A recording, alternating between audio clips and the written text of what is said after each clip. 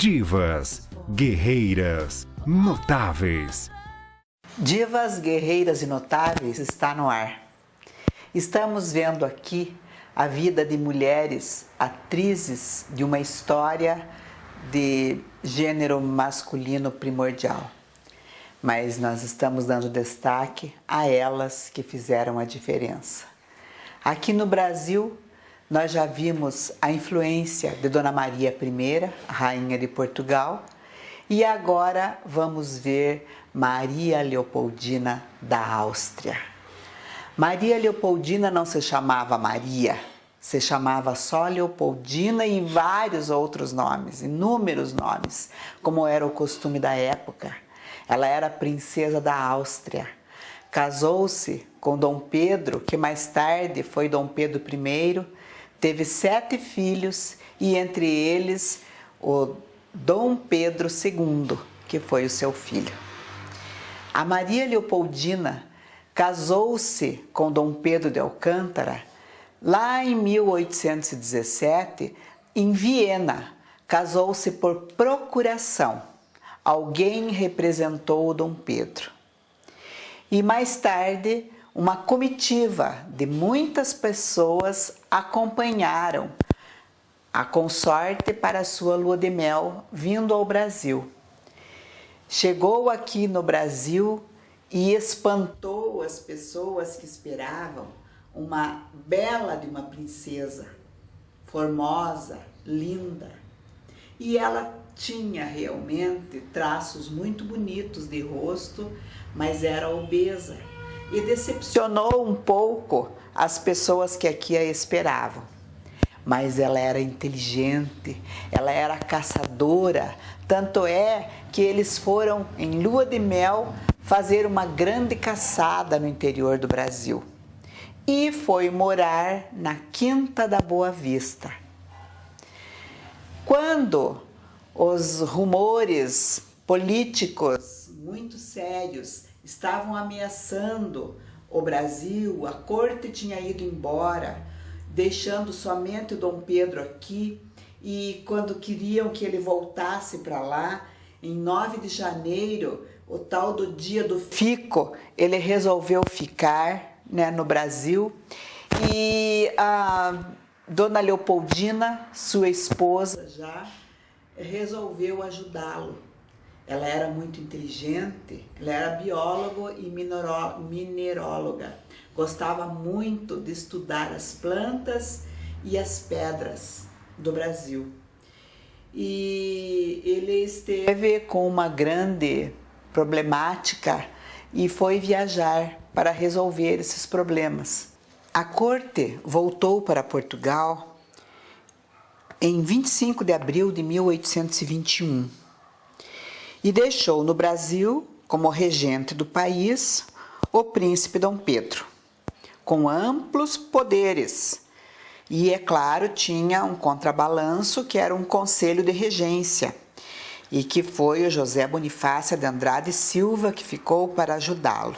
Quando chegou em janeiro de 1822 e viram que Portugal estava pedindo para Dom Pedro voltar, houve um manifesto, muitos homens, um grupo de homens, lideraram um movimento e no dia 9 de janeiro de 1822, o Dom Pedro declarou que ficou conhecido esse fato como Dia do Fico.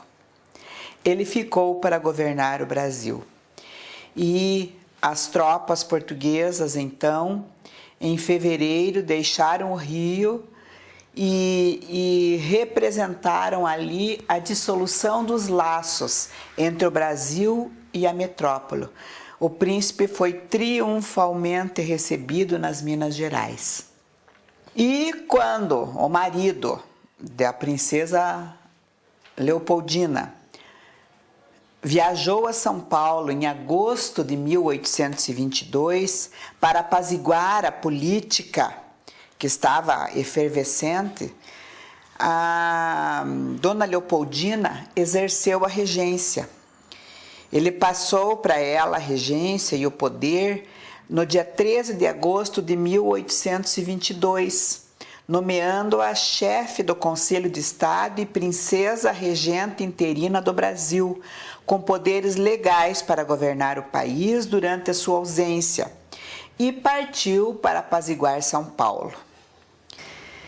Dona Leopoldina, aconselhada por José Bonifácio e usando dos seus atributos de chefe interina do governo, ela reuniu-se na manhã do dia 2 de setembro de 1822 com o Conselho do Estado, assinando o Decreto da Independência, declarando o Brasil separado de Portugal.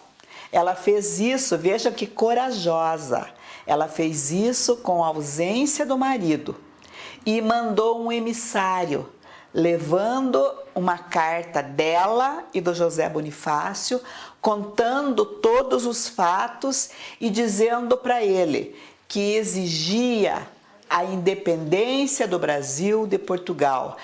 Ela exige que Dom Pedro proclame a independência do Brasil. Muito corajosa, com a seguinte frase: o pomo está maduro, colhe-o antes que ele apodreça. Essa era a Dona Maria Leopoldina, que não se chamava Maria. Ela adotou esse nome justamente pela sua credibilidade na Virgem Maria e também no fato de que as mulheres portuguesas usavam muito o nome de Maria. Mais tarde, ela abandonou o nome de Maria e ficou só com de Leopoldina.